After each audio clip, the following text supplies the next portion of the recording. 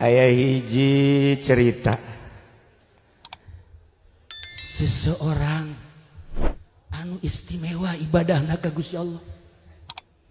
Malaikat Jibril usul ka Gusti Allah, ya Rabb, tolong beritahu saya, pangbejakeun ka abdi, bere nyaho abdi, coba saha anu panghebat-hebatna jelema anu ibadah, panghebat-hebatna jelema anu ibadah saat ieu. Cak Gusti, ulah nyaritakeun anu luhur pangkat nu hebat ibadah. Tingali di gunung Syria, di Lubnan aya guha. Sok kadinya. Malaikat Jibril langsung datang ka dinya, ya kari. Assalamualaikum. Salam.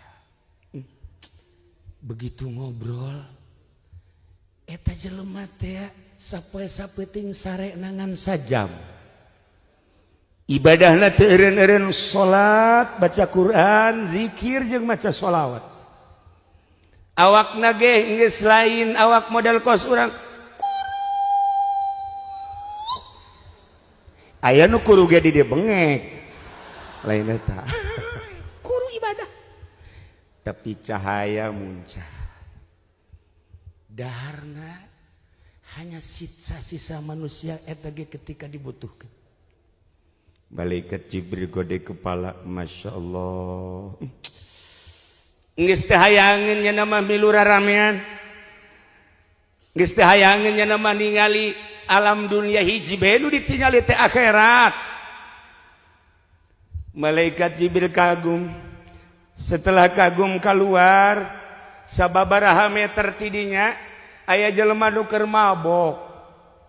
Ngagali taneuh deuk nyieun pager lantaran mabok, sangkilan geus diliangan eta tihang teu daek asup-asup mabok atuh peing deuk kumaha. Koleng anu sadik ieu ngagilek deh ka dieu, ngagilek deh. Oleng. Tuh sia seri mabok sia. Ayawan gua aing sia.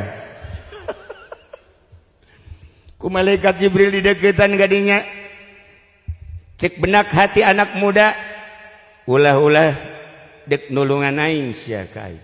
Kanyahoan ku malaikat Jibril. Gerintes hatena seperti eta.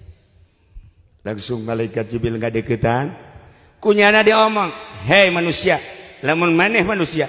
Hei malaikat, mun anjeun malaikat. Ulah coba-coba nulungan ka ulah. Ulah mah hiji bae minta tulung. Allah